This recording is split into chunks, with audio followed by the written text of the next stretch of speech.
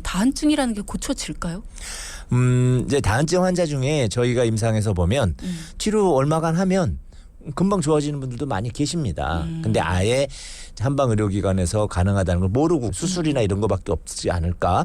수술하면은 보상성 다한증이 또 생긴다던데, 후유증이 심하다던데, 뭐 또 보톡스 같은 건 맞추지 않았는데 하면서 아무 치료를 안 하신다든, 또 한방에서는 치료법이 없겠지 하다가 안 하셨는데 나중에서 치료를 풀고 한두 달 만에 좋아진 분들도 많이 계시고요. 그런데 이제 이 부분에서 주의할 것은 대부분의 다한증은 치료 기간이 오래 걸리고요. 좋아졌지만 또 발생합니다. 이제 좋아지는 율도 한 3분의 1 정도 계시고 지속적인 관리를 하셔야 되는 분들도 한 3분의 1 정도 계시기 때문에 관리가 된다는 뜻은 약을 쓸 때 효과가 난다는 거죠, 일단. 그렇죠. 그러나 이제 또 한 6개월, 3개월 후에 나면 또 한 번 치료하고 이런 식으로 하실 수 있지만 결국 컨트롤은 가능한 것이기 때문에 한번 이제 치료를 한번 도전해 보시면 좋을 것 같습니다. 다시 발생을 한다라는 거는 이게 내성이 생기는 건가요? 왜 재발이 되는 걸까요? 그러니까 내 몸에서 땀을 배출하고자 하는 기전이 여전히 왕성한 겁니다. 실제로는 그 땀을 배출해야 되는 거죠. 그런데 불구하고 손에서 땀이 안 나고 다른 부위에서 땀이 나주면 좋습니다. 예를 들어서 호흡을 할 때도 땀이 수분으로 날아간다면 일반 땀이 줄거든요. 저희가 운전하면서 다닐 때도 4명이 같이 앉았는데 한쪽만 뿌연해지시는 분들 계시죠. 네네. 그런 분들이 호흡으로 나와서 되거나 아니면 실제 몸에서 땀이 나서 증발하고 있는 분들이거든요. 이런 수분 대사를 어느 쪽으로 뽑아내느냐를 가지고 개선시킬 수도 있기 때문에 여러 가지 다양한 방법을 해보시면 좋을 것 같습니다. 목에 땀이 나면 꼭 땀띠가 나서 고생합니다. 이건 어떻게 치료를 해야 될까요? 이제 다한증의 이제 후유증 중에 하나가 뭐냐면 땀이 많이 나게 되면 땀 주위에 피부가 헐게 돼 있습니다. 그렇죠. 발진을 일으키고 그것이 땀띠죠. 그래서 최대한 빨리빨리 해주시는 것이 좋고요. 닦아주는 것을 땀이 났을 때 그래서 평상시 수건을 항상 갖고 다니면서 바로바로 닦아주시고 땀이 오래 머물러 있지 않게 하시고, 두 번째는 한의원에 가셔서 목 부위에 열이 특별히 더 많은지 확인을 하셔야 됩니다. 목에 열이 확실히 많아서 그런 경우면 계속 땀이 나실 거기 때문에 목 부위에 열을 꺼주는 치료를 할 수가 있습니다. 그런 치료는 어떻게 해요? 침 맞나요? 아니요. 그런 것은 아니고 약에 의해서 할 수밖에 없습니다만 그것이 목의 혈관 부위냐, 임파선 부위냐, 아니면 경락의 부위냐, 근육의 부위냐에 따라서 그 열이 존재하는 부위가 있고 그쪽으로 열을 보내는 내장이 있습니다. 오장육부가. 그럼 고장육부에서 그쪽으로 좀 덜 보내게 할 수 있고요. 다른 쪽으로 보내게 할 수 있고 그 내장의 어떤 비생리적인 부분을 해결을 한다면 목의 열이 줄거든요. 이런 치료를 하셔야지 되는 거죠. 매운 음식만 먹으면 땀이 줄줄 흐르는데 이것도 다한증입니까? 네, 미각 다한증이라고 합니다. 미각 다한증은 또 뭘까요? 그러니까 미각, 후각, 청각 이런 것처럼 혀에서 맛을 느끼는 감각이 미각인데 미각이 단순히 맛만 느끼는 것이 아니고 그 맛에 의해서 뇌가 작용을 하는 겁니다.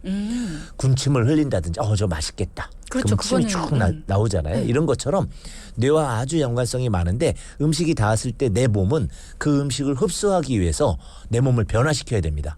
위장도 빨리 혈액 보내줘야 되고 혈류순환도 빠르게 해줘야 되고 그래서 밥 먹으면 심장도 살짝 빨라지거든요. 그러면서 조금 더 이제 땀도 많아지면서 식사를 하게 되는 법인데 그런 뇌의 활동을 지시하게 되는 거죠. 혀에 뭐가 닿기만 하면. 정상적인 사람은 아주 맵거나 아주 뜨겁거나 한 정도가 가서 그 열이 실제 뇌에서 인지가 됐을 때 땀을 내보내는데 미각 다한증 같은 경우에는 미리 대비하느라고 예민해가지고 혀에 뭐만 닿으면 내보내는 거죠. 그래서 생각만 하면 그렇죠. 주디님 말씀하신 것처럼 매운 거 아니고 찬물 먹어도 땀 흘리는 분들 또는 지금 말씀하신 생각만 하면 짬뽕 생각하면 땀 흘리는 이런 식으로 다 사람의 몸은 뇌의 컨트롤을 받기 때문에 뇌에 과도한 신호가 전달되고 있다면 미각 다한증을 일으킵니다. 저는 손에 다한증이 심합니다. 그래서 치료를 하려고 많은 노력을 해봤습니다. 바르는 약도 써봤고요. 근데 저한테는 별로 효과가 없었네요. 수술도 고민을 했었는데 앞서 원장님 말씀하신 것처럼 부작용에 대한 얘기들이 참 많아서 크게 효과를 볼지가 걱정되더라고요. 한의원에서 치료를 한다면 어떤 치료들이 가능할까요? 라는 말씀을 주셨네요. 네, 보통 이제 차단술이라고 해서 이제 신경을 끊는 경우에 내 몸에서 나가야 될 땀이잖아요. 어딘가 열을 내보내야 되는데 내가 잘 내보내는 방향이 있는 거죠. 사람마다. 근데 거기를 막아버렸어요. 네. 그럼 다른 쪽으로 나갈 수밖에 없는 거죠. 내보내야 더 좋은 것입니다. 근데 이제 자율신경의 입장에서는 손으로 안 내보내면 다른 부위로 뭐 얼굴로 내보내거나 몸통으로 내보내거나 겨드랑이로 내보내거나 이래야 되는데 이제 한방적으로는 어떻게 하냐면 아예 경로를 달리 해줍니다.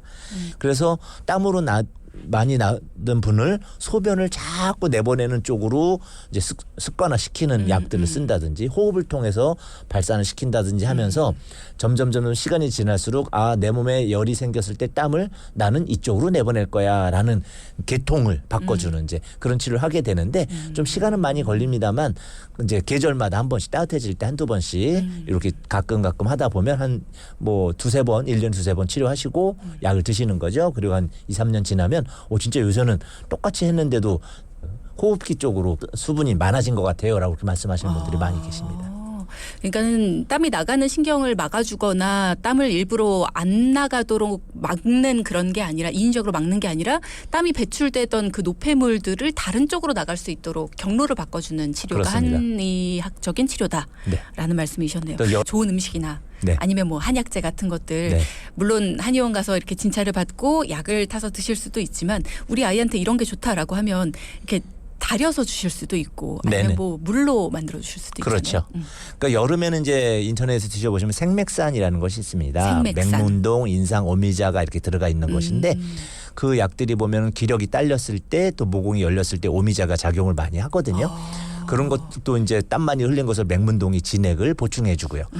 인삼이 원기를 보강하기 때문에 여름에 땀 많이 흘리시는 분들은 권해드리고 또 아까 60대 후반 질문자께서 네네. 이제 기운이 없어가지고 이제 그러는 것 같거나 내가 나이 들어서 그런 것 같아. 그럴 때는 이제 황기 있죠. 황기 백숙이라든지 황기차라든지 황기를 달여서 드시면 급격히 호전되는 분들도 많이 계십니다. 도움이 오미자는 도움이 되는데 꿀은 몸에 열을 만듭니다. 그리고 아까 그 생맥산에서 인삼이 여름엔 좋다고 했지만 평상시엔 솔직히 좋지 않습니다. 홍삼이나 홍삼과 인삼이 크게 차이 난다고 착각하시는 분들이 계신데 거의 성분 똑같습니다. 그러나 인삼과 홍삼을 너무 오래 드시거나 그러면 다한증 환자한테는 무조건 안 좋습니다. 왜냐하면 이제 열이 많이 생기는 파트이기 때문에 그렇습니다. 예외적으로 60대 후반 이제 노인분들 같은 경우에는 이제 나는 오히려 그 홍삼 먹었더니 땀이 좀 줄어요. 그런 경우가 아까 말씀드린 양기가 허한 분들이고요. 대부분의 연령층에서는 그 인삼이나 홍삼을 장기간 드시면 좋지 않습니다.